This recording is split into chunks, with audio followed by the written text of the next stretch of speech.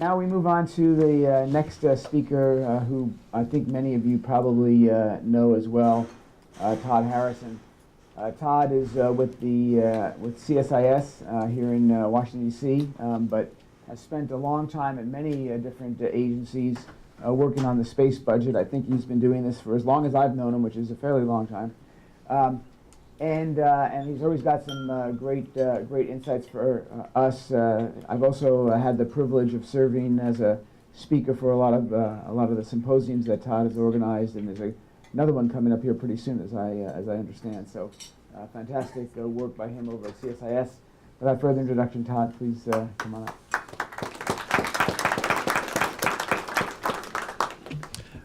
Well, thank you for having me here. Thanks, Doug, for the kind introduction. I actually wanted to start off by looking kind of at the broad defense budget environment and then narrow down and talk a bit about what we're seeing as challenges for the space community in the budget.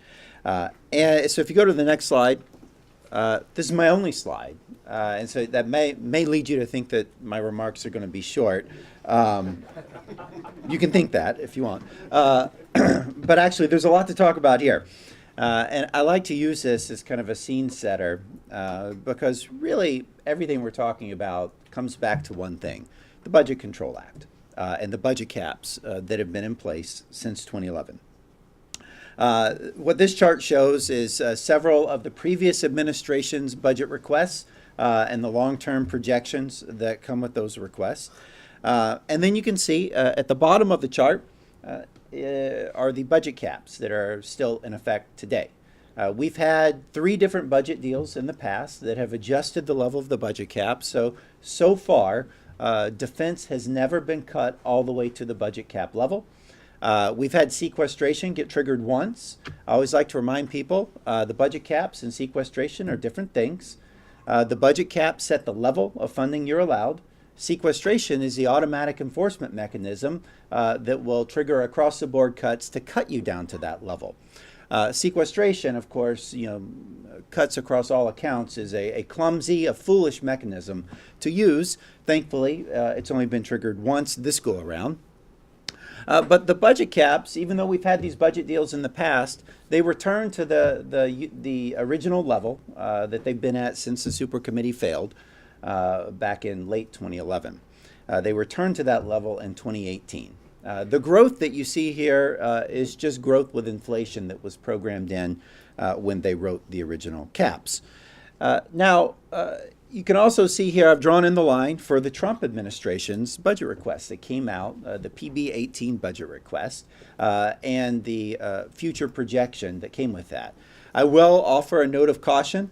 While OMB delivered to us a 10-year budget projection for defense, DOD basically disavowed that.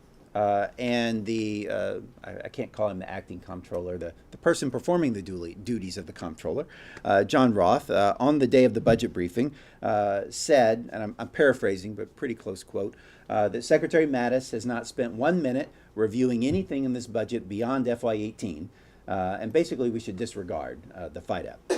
Now, when the services briefed their budgets, they didn't say that. In fact, they pointed us to the FIDEP to look at what they were doing in a lot of different acquisition programs.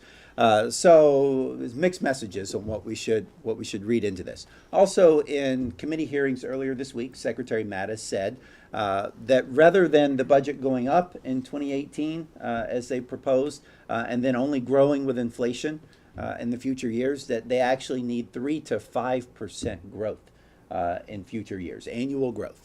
To actually build the force that they want to build, that they're planning to build. That is not reflected in this budget request. So what does this top line budget mean for defense? Well, first of all, for FY18, it is $54 billion above the budget caps. Now, this is total national defense base budget, because that's what the budget caps apply to. DOD is about 95% of the national defense budget. The other parts go to things like nuclear weapons and the Department of Energy. But $54 billion above the budget caps. How do you do that? And that's just in the base budget.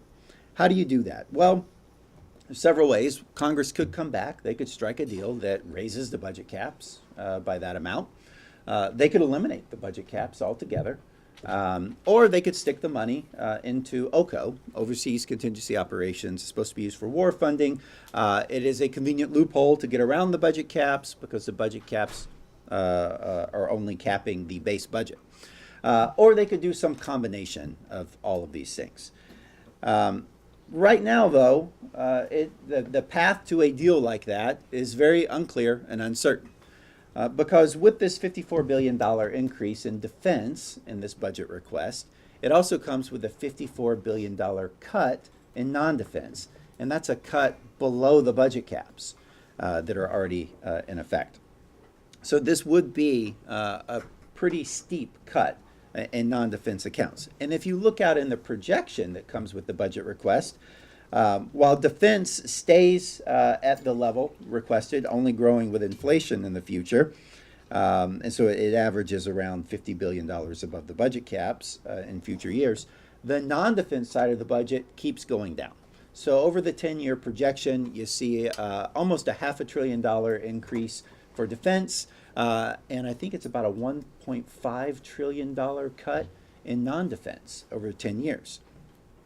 This basically frames the proposed defense increase that you see here, which is not even the full increase that Secretary Mattis says that they will be coming back to ask for. This frames the defense increase as a direct trade-off with non-defense. It is a classic guns versus butter debate. And I'll tell you, if you look at statements by members of Congress in some of the hearings this week, if you look at recent public opinion polling on this, Butter's got some pretty good supporters. The butter part of the budget is not going to go away easily. So I think this is really an uphill fight for the administration just to get the $54 billion increase proposed here. Now, on the upper right-hand side of this chart, in the yellow line, you see I call it the McCain budget.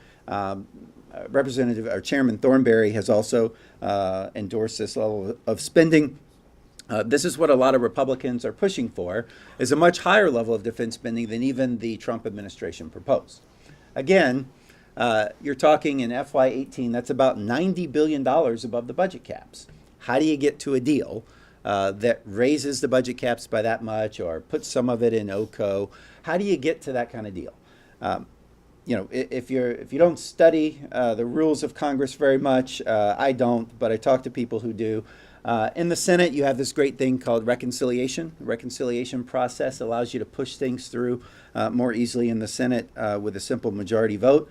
You can't use reconciliation, though, to change the budget caps. So unless they're willing to use the nuclear option in the Senate for general legislation, which I don't think they're willing to do at this point, they're not going to be able to change these budget caps without reaching the 60-vote threshold, which means they need Democrats, which means they need a deal, and that's not going to include equal cuts in non-defense spending. So at this point, I don't know how we get to the $54 billion increase that's in the budget, much less more than that this year or in future years. So there's significant uncertainty here on how this is going to play out. I'd also point out, I don't have a chart on this, but you can look, previous publications, I put this in my reports every time. Where are we in terms of defense spending historically? And there's often a lot of confusion on this because of the environment we've been in for the past few years. The fact is that our level of defense spending today is actually very close to the peak of the Reagan buildup when you adjust for inflation. Even when you adjust for inflation, defense spending right now is actually near the Reagan peak. And that's even if you discount the war-related funding. Since of course, after the Reagan peak, in every budget of Reagan's second term, the defense spending went down, continued dropping into the 1990s, reached a floor in FY98. If you compare where we were in FY98 to where we are today, the budget's about 50% higher, adjusting for inflation. The force is actually smaller. So we're spending more for a smaller force. Why is that? Of course, that's a great question, and it's a very long answer that I won't go into now. There are many reasons. Some of them are very justifiable. In many ways, we have a more capable force today. In many ways, we've had increases in compensation costs, increases in operation and maintenance costs. As you just heard from the previous speaker, we've had plenty of increases in acquisition costs. There are a lot of things that are driving that. So it's not that we are spending a paltry level on defense today by historical standards. The truth is we have a pretty robust budget. It is not enough, though, to meet all of the needs of our military because of all of these cost growth factors that have taken place over the past 16 years. I look at it and, instead of focusing just on the top line level of budget, for me, it's not just how much you spend, but how you spend it.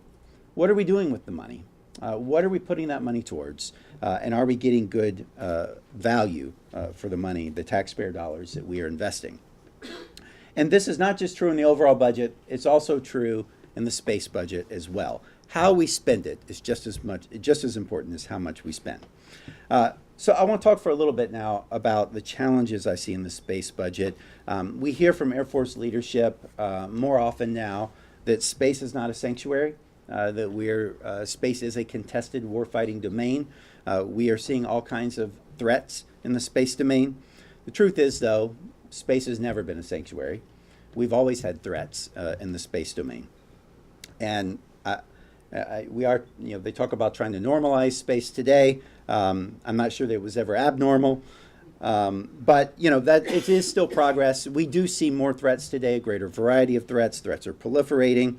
And so that creates a lot of challenges for our space systems. One of the challenges in the budget, though, is not operational. It's not about capabilities. And you've heard several of the speakers earlier this morning talk about this. One of the biggest challenges in the space budget is aligning responsibility for space with authority, and specifically budget authority.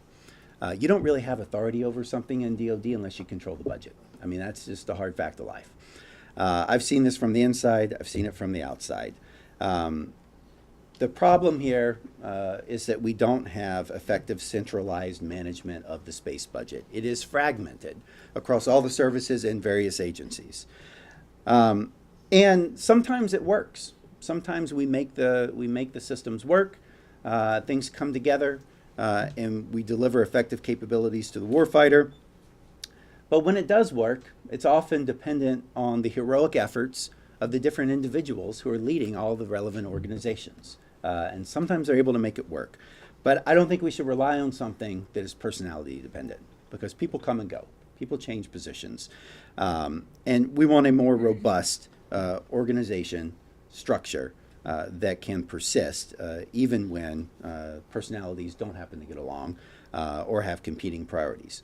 Let me give a more specific example of some of the problems with the fragmented authority for space budgets. If you want to make trades for different types of capabilities, for example, wideband satellite communications, we need a lot of big data pipes. From our UAVs to our ground forces, we need lots and lots of big data pipes. We have an organization in the Air Force, in SMC, that builds and procures wideband satellites. Historically, though, that's not been enough. In Iraq, Afghanistan, reports are that about 80% of our wideband SATCOM was coming through commercial. We're buying commercial leases. Well, you want to buy commercial leases, you need to go to DISA, different budget, different organization. What if you're thinking about the next wideband constellation and you want to make trades and say, well, maybe some I can do commercial, some I can do wideband. You know what? Those are different organizations. They're different groups of people. They're different budgets. You can't expect SMC to make a trade that says, we're going to buy fewer satellites and instead buy commercial leases if that's not their budget, if they don't have authority over that. To complicate things even more, commercial SATCOM is not just limited to wideband. Commercial SATCOM also provides narrowband communications. You want to make trades with commercial narrowband and military narrowband? It's not even the Air Force you're dealing with, it's the Navy. And I don't want to criticize the Navy too much here, because as you just saw on one of the last charts, the MUOS program, was the only program on that chart that did not have a major cost overrun. I think it was 2% cost overrun. Not yet. Too early. But it's a great success story. But again, there are commercial capabilities like that, and maybe we should be making trades. Different organizations, different pots of money, different people involved. I think these are some of the big issues, the big challenges that we're facing. And I think Congress, from what we're hearing, they're willing to charge into this. They have been pushing on the military. They've been pushing on the Air Force in particular to reform, to offer changes. It looks like, from some of the remarks we've heard this year, that Congress will do something this year. They're going to institute change in legislation. Personally, I'm not sure that we're ready for a solution just yet. I think there's more work that needs to be done, more thought that needs to be put into this, and any effective solution is not going to happen overnight. It's going to take time, but I am cautiously hopeful that the silver lining on these macro defense budget challenges, that actually could be and should be the impetus to make these necessary reforms. So with that, I'll hand it back over to you, Doug. Thanks, Todd. Okay, we've got time for several questions for Todd, and I know he can handle them all, so please come up with your tough budget questions now. Fire away. David. I wondered if you could expand a little bit on one of the last sentences you just said. We're not ready for change. How can we not be ready for change after Christina Chapman has given us 100,000 encyclopedias about why it's needed? How come we're not ready for change when we see this? Can you explain why we're not ready for change and what it'll take? Yeah. Well, so change and a solution are two different things. We're in need of change. We're in need of a solution. I think culturally, the Air Force in particular is not ready for the kind of massive disruptive change that may very well be necessary. Just because it's going to ruffle a lot of feathers. It's going to break rice bowls. People are going to be unhappy. That always happens, so. And that's why, often big change has to be pushed from the outside rather than from the inside. In terms of solutions, my goodness, we've tried so many things in the past. We've tried so many things that seemed like good solutions at the time, and we were hopeful. If you remember, we had an executive agent for space. We had OSD NII. Was supposed to do some of this alignment and look at the synchronization of different space programs, the space segment, the ground control segment, the user segment, supposed to make the services, line up their budgets so they would be synchronized to prevent some of those problems. That didn't work. I saw that from the inside. We've tried a lot of things. And so, what's next? What are we going to try next? I think it's like in carpentry. You want to measure twice and cut once.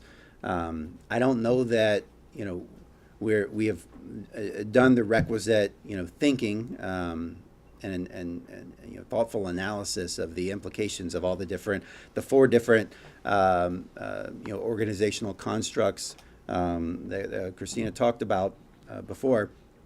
There are pros and cons to each one. I think that heaven forbid I say this, but maybe Congress ought to actually create an independent commission to go and study this again. Yeah, and really spend some time looking at this. We're not ready for change. We're probably never going to be ready. But the solution, I think we need to think more carefully about before we jump into it. Over here, Warren. Hi, Todd. You mentioned narrowband and possible trades. Of course, if you look at the Air Force, they're trying to do those trades. They've got that analysis of alternatives for wideband global SATCOM. I don't see anything similar going on with respect to MUOS, which is up and operating. It's fully deployed. Presumably, the Navy has to start thinking about a follow-on system or making those trades. Do you go to a commercial solution that's probably terminal dependent? Do you have any indication there's a funding wedge in there anywhere for a follow-on to MUOS or any real analysis going on inside the Navy about what comes after MUOS?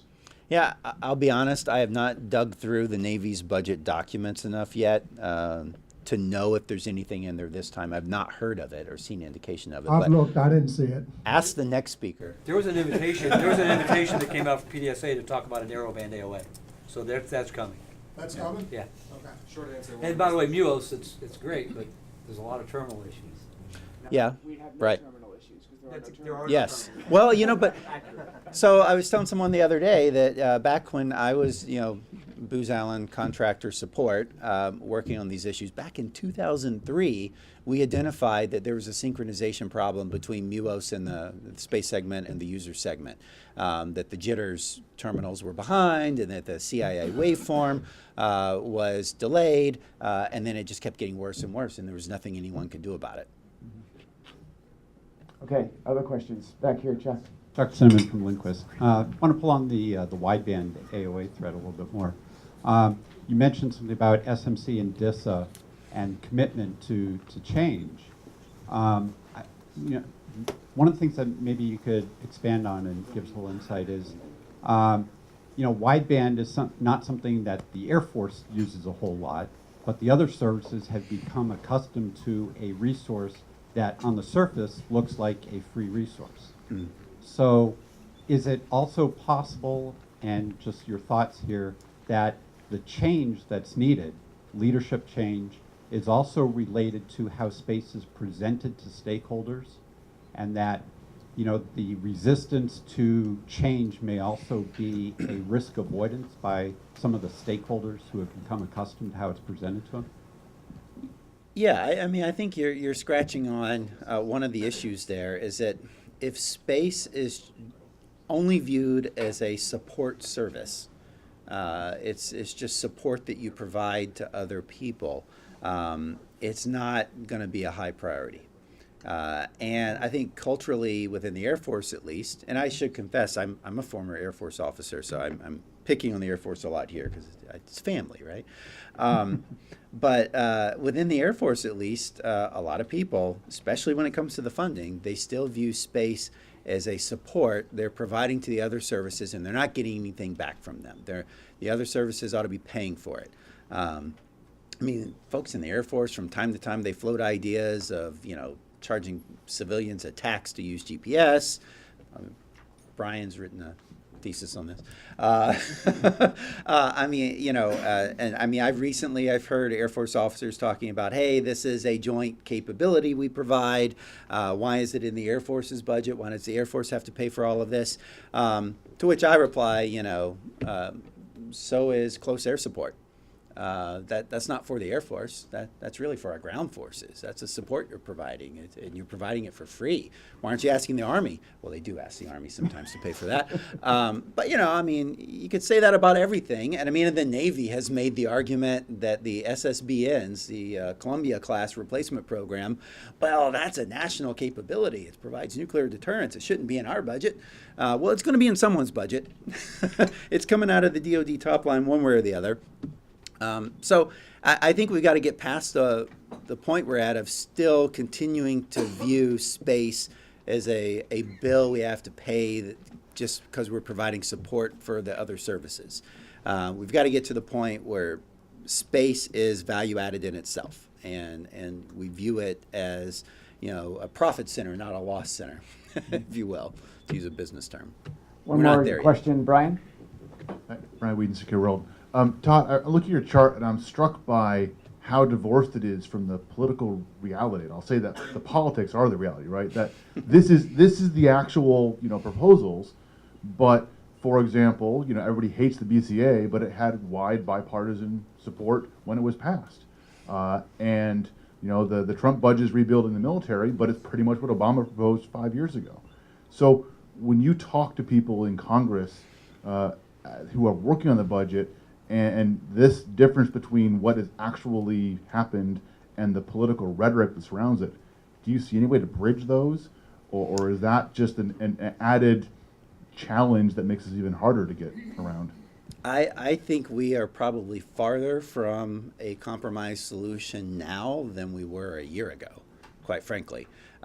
because the stakes are widening. And, when you hear the authorizers talk, they talk about that McCain level up there. They're still shooting for that, not the Trump budget, but above that. And I don't hear anyone talking about how do we actually get the compromise that allows that adjusts the budget caps or does something, plays a funny game or with the money somehow.